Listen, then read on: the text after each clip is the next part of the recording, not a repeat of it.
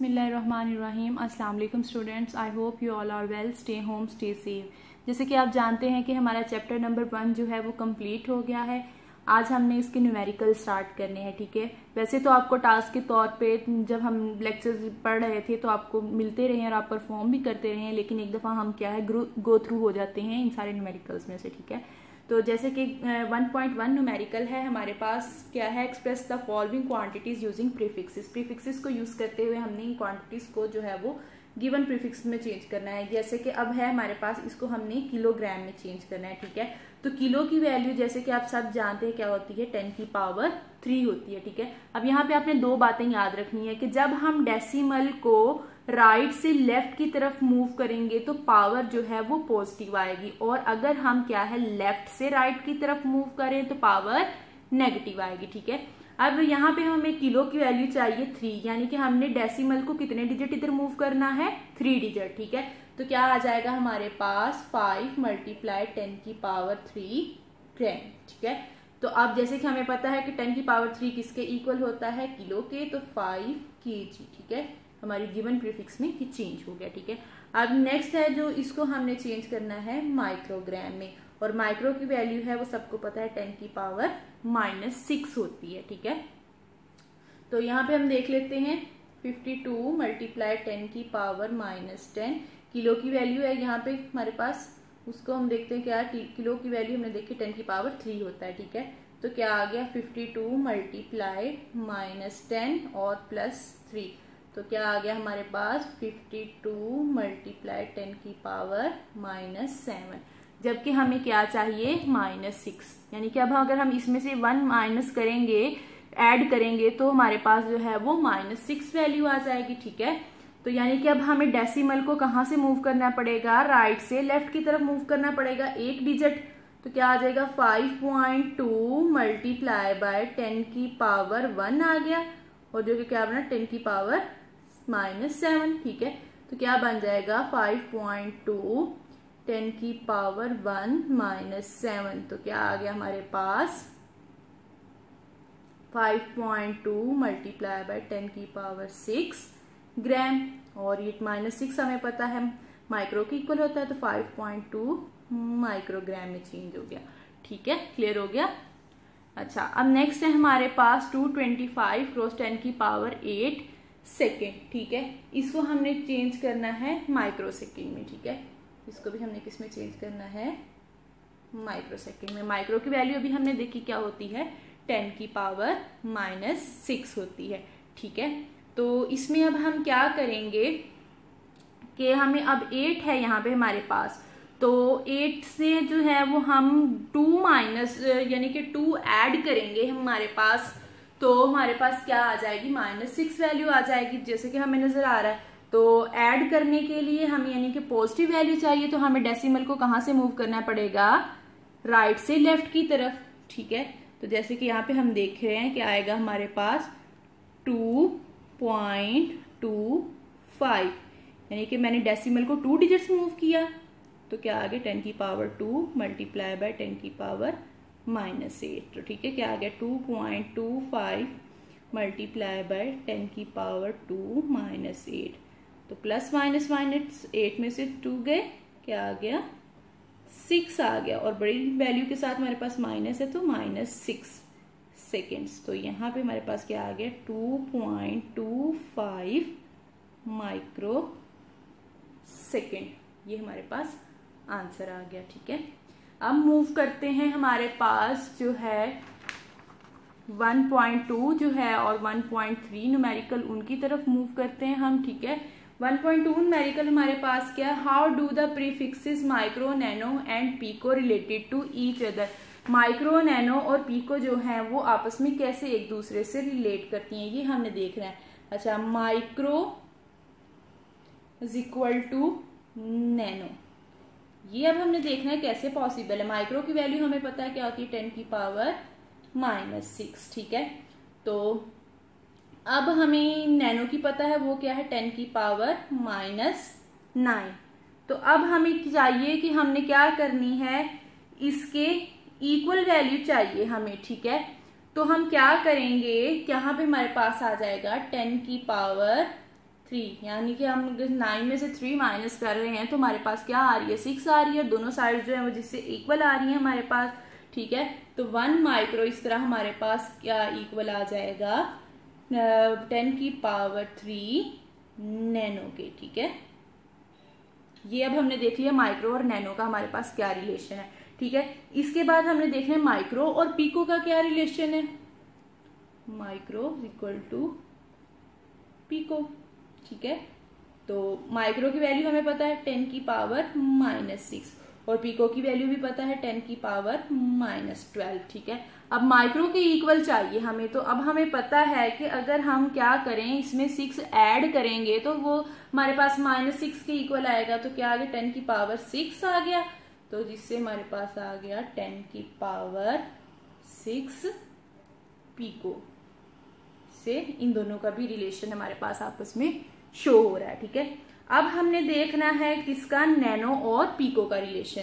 तीनों चीजों का देखना था। अब लास्ट में हमारे पास क्या रह गया, नैनो और पिको का रिलेशन आपस में क्या है। अब नैनो हमें पता है वो क्या है 10 की पावर -9 है, और इसी तरह पिको क्या होता है 10 की पावर -12 होता है, ठीक है। अब हमें क्या वैल्यू चाहिए, 9 के इक्वल चाहिए। तो अब हमें पता है कि अगर हम इसमें 3 ऐड करेंगे तो हमारे पास 9 की इक्वल वैल्यू आएगी। 10 की पावर -9 तो 10 की पावर 3 मल्टीप्लाई बाय 10 की पावर -12, तो क्या आ गया 1 नैनो जो है वो इक्वल आ गया हमारे पास 10 की पावर 3 पिको के, ठीक है। क्लियर हो गया। अब हम मूव करते हैं अपनी न्यूमेरिकल 1.3 पे। 1.3 में वो क्या कहता है, your hair grow at the rate of 1 millimetre per day, यानी कि आपके जो बाल हैं वो क्या कर रहे हैं 1 मिलीमीटर के लिहाज से एक दिन की जो है उनकी ग्रोथ है। Find their growth rate in nanometre per second, ठीक है। अब हमने क्या करनी है, नैनोमीटर पर सेकेंड में उसकी वैल्यू जो आंसर है हमारे पास वो इसमें आना चाहिए, ठीक है। तो जैसे कि उन्होंने हमें क्वेश्चन में दिया है ग्रोथ रेट, उन्होंने हमें क्या दी है, ग्रोथ रेट ऑफ हेयर क्या है हमारे पास 1 मिलीमीटर पर डे के हिसाब से, ठीक है। तो 1 मिलीमीटर पर डे के हिसाब से अब हमने देखना है कि आपके पास एक दिन में कितने घंटे होते हैं 24, और एक घंटे में कितने मिनट होते हैं 60, और एक मिनट में कितने सेकंड होते हैं 60 सेकंड, ठीक है। तो इन सब को आपस में मल्टीप्लाई करने से हमारे पास क्या आ रहा है 864 सेकेंड्स, ठीक है। 86,400 सेकेंड्स आ रहे हैं, ठीक है हमारे पास। अच्छा, अब इनको हम डिवाइड करते हैं तो हमारे पास क्या आंसर आ रहा है 0.0001157, ठीक है।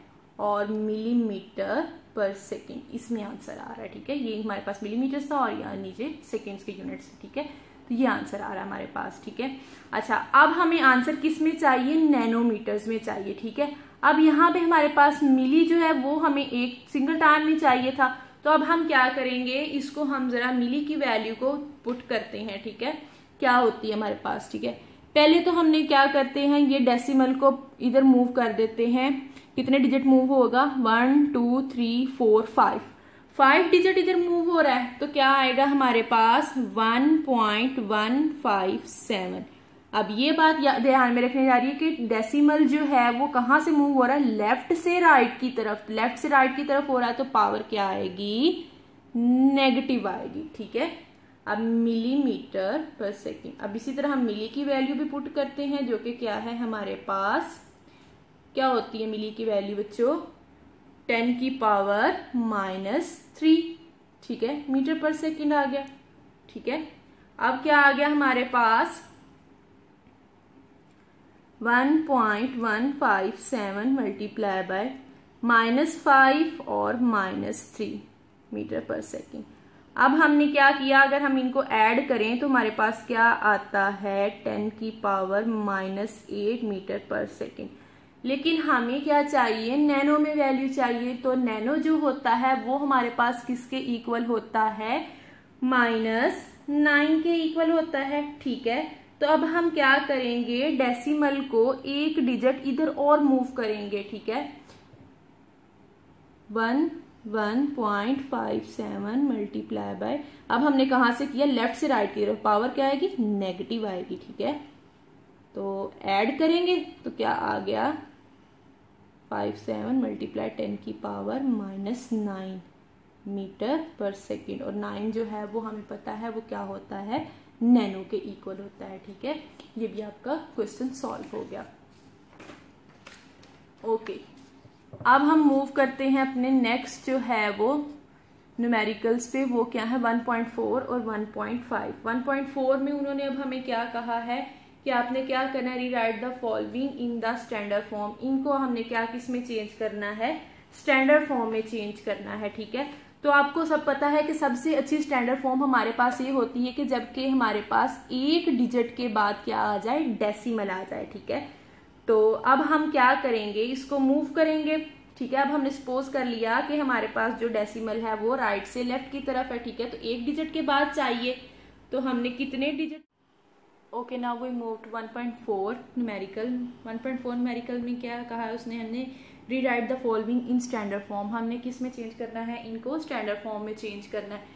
जैसे कि आप जानते हैं कि सबसे अच्छी स्टैंडर्ड फॉर्म हमारे पास ये होती है कि हमारे पास क्या है कि एक डिजिट के बाद, एक सिग्निफिकेंट डिजिट के बाद जो है वो डेसिमल आ जाए, ठीक है। तो अब यहाँ पे हमें नजर आ रहा है कि अगर हम डेसिमल को क्या करेंगे, 3 डिजिट्स इधर मूव करेंगे तो एक सिग्निफिकेंट डिजिट के बाद आएगा, तो ठीक है। तो हम क्या कर रहे हैं, राइट से लेफ्ट की तरफ मूव करें तो पावर क्या आएगी हमारे पास, पॉजिटिव आएगी। और कितने डिजिट मूव किया हमने, 3 डिजिट, ठीक है। 10 की पावर 3 मल्टीप्लाई 10 की पावर -27, ठीक है। 1.168 मल्टीप्लाई बाय 10 की पावर 3 -27, तो क्या आ गया 1.168 क्रॉस 10 की पावर -24, ठीक है। ये आ गई हमारे पास सिग्निफिकेंट फिगर, ठीक है। उसके बाद डी वाला ऑप्शन है, बाकी आपने जो है बी और सी पार्ट आपके टास्क हैं, डी वाले पे आए। उसमें क्या है 0.02 मल्टीप्लाई 10 की पावर 8, इसको हमने सिग्निफिकेंट फिगर में चेंज करना है। अब यहाँ पे आपको नजर आ रहा है कि यहाँ पे एक जो है वो डेसिमल के बाद तो है, एक डिजिट के बाद डेसिमल है, लेकिन यहाँ पे 0 जो है वो सिग्निफिकेंट फिगर नहीं है, इसलिए हमें सिग्निफिकेंट फिगर के बाद जो है वो पॉइंट चाहिए। इसलिए हमने क्या करेंगे, लेफ्ट से राइट की तरफ डिजिट को मूव करें, डेसिमल को मूव करेंगे, ठीक है। तो पावर हमारे पास क्या आएगी, नेगेटिव आएगी, ठीक है। तो क्या आएगा 2 मल्टीप्लाई बाय, हमने कितने डिजिट मूव कर रहे हैं, 2 डिजिट मूव कर रहे हैं, तो पावर क्या आई -2 मल्टीप्लाई बाय 10 की पावर -8, ठीक है। तो 2 मल्टीप्लाई बाय 10 की पावर -2 -8, तो क्या आ गया 2 मल्टीप्लाई बाय 10 की पावर -10, ठीक है।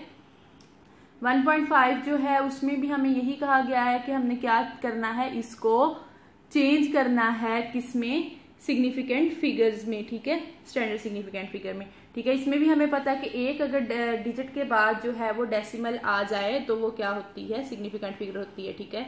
अब हमने यहाँ पे डेसिमल को कितने डिजिट मूव किया है, राइट से लेफ्ट की तरफ, तो पॉजिटिव वैल्यू क्या आएगी, पॉजिटिव आएगी 3, तो ये क्या बन गया हमारे पास, सिग्निफिकेंट फिगर आ गई, ठीक है। अब हमने किसमें चेंज करना है, सेकेंड्स इन आर डे, ठीक है। सेकेंड्स इन आर डे जैसे हमने फर्स्ट वाले वो जो है न्यूमेरिकल में किया था, ठीक है। क्या किया था 24 मल्टीप्लाई बाय 60 मल्टीप्लाई बाय 60, तो क्या आया था 86,400 सेकेंड्स आए थे, ठीक है। अब सिग्निफिकेंट फिगर जो है वो हमारे पास क्या आएगी, इसमें सिग्निफिकेंट फिगर पता है कि हमें एक डिजिट के बाद डेसिमल आ जाए, तो यहाँ पे हमारे पास क्या आएगा 8.6400, यानी कि अब हमने डेसिमल को क्या किया है, राइट से लेफ्ट की तरफ मूव किया है, और कितने डिजिट मूव किया है 1 2 3 4, तो क्या आ गया 10 की पावर 4 सेकेंड्स, ठीक है। अब हम डिस्कस करते हैं 1.6 न्यूमेरिकल हमारे पास क्या है। उसमें हमें उसने बताया है कि 0 जब उसने जॉ को क्लोज किया तो जो है वर्नियर स्केल का 0 वो मेन स्केल की 4th लाइन के साथ कॉन्साइड करते हैं, यानी कि इसमें हमारे पास n जो है वो आ गया 4th, यानी कि 4th डिवीजन के साथ वो कॉन्साइड कर रहा है। अब वर्नियर कैलिपर का लीस्ट काउंट हमें पता है वो क्या होता है 0.01 सेंटीमीटर। इसमें हमने क्या फाइंड करना है, जीरो एरर फाइंड करना है और जीरो करेक्शन फाइंड करना है। ठीक है, जीरो एरर हमें पता है कि नंबर ऑफ डिवीजन जो कोइंसाइड करती है मेन स्केल के साथ, ठीक है, वर्नियर स्केल की, उसके साथ हम किसको मल्टीप्लाई करते हैं, उसके इंस्ट्रूमेंट के लीस्ट काउंट को। ठीक है, तो क्या आ गया 4 मल्टीप्लाई बाय 0.01, तो आंसर क्या आ गया हमारे पास 0.04 सेंटीमीटर। अब हमने क्या फाइंड करना है, जीरो करेक्शन। ठीक है, तो जीरो करेक्शन हमें ये बात पढ़ी हुई है हमने कि जीरो एरर का हमेशा नेगेटिव होती है, 0.04 सेंटीमीटर। ठीक है, ये हमारे पास क्या आ गया, जीरो करेक्शन आ गया। ठीक है, नेक्स्ट हम मूव करते हैं अपने न्यूमेरिकल पे 1.7 पे, जिसमें उसने कहा क्या कहा, स्क्रू गेज की 50 डिवीजन किस पे है, सर्कुलर स्केल पे। तो number of division on circular scale, number of division on circular scale कितनी है हमारे पास, 50 डिवीजन। ठीक है, और पिच हमें क्या बताई है उसने, पिच की वैल्यू हमारे पास क्या है यहाँ पे 0.5 मिलीमीटर। हमने यहाँ पे क्या फाइंड करना है, उसका लीस्ट काउंट फाइंड करना है स्क्रू गेज का। ठीक है, तो लीस्ट काउंट फाइंड करने का हमारे पास फॉर्मूला हमें पता है, pitch divided by number of division on circular scale. ठीक है, तो हमारे पास क्या आ गया, पिच क्या है 0.5 और नंबर ऑफ डिवीजन 50। तो जब हमने डिवाइड किया तो आंसर हमारे पास क्या आता है, कैलकुलेटर से कैलकुलेट करके देखते हैं हम, जिसमें क्या है हमारे पास 0.01 मिलीमीटर। ठीक है, अब मिलीमीटर से अगर आपने सेंटीमीटर में कन्वर्ट करना है तो क्या करेंगे, 0.01 डिवाइडेड बाय 10, तो क्या आ गया हमारे पास 0.001 सेंटीमीटर। ठीक है, अब हमने नेक्स्ट क्या करना है, 1.8 और 1.9 जो है उसमें हमने सिग्निफिकेंट फिगर्स की तादाद बतानी है। ठीक है, तो सिग्निफिकेंट फिगर्स के हमने रूल डिस्कस किए हुए हैं, आपने उसी के अकॉर्डिंग उसकी बता देनी है क्या है। 1.10 है हमारे पास, जो कि क्या है, a chocolate wrapper is 1.6 centimetre long and 5.4 centimetre wide. ठीक है, तो हमने क्या फाइंड करना है, उसका एरिया फाइंड करना है। ठीक है, तो लेंथ है हमारे पास आ रही, क्या है, लेंथ, जिसे हम किससे डिनोट करते हैं, एल से, जो कि क्या है 6.7 सेंटीमीटर। और इसके अलावा विड्थ क्या है, डब्ल्यू, जो कि क्या है हमारे पास 5.4 सेंटीमीटर। हमने क्या फाइंड करना है, एरिया ए। तो हमें पता है कि रेक्टेंगुलर शेप जो है उसका एरिया हम कैसे फाइंड करते हैं, लेंथ मल्टीप्लाई बाय ब्रेथ। ठीक है, क्या आ गया 6.7 मल्टीप्लाई बाय 5.4, तो आंसर हमारे पास क्या आया 36.18 सेंटीमीटर स्क्वायर। ओके, यहाँ पे हमारे न्यूमेरिकल्स कंप्लीट होते हैं। आई होप कि आपको सारे न्यूमेरिकल्स की समझ आ गई होगी। Thank you for watching.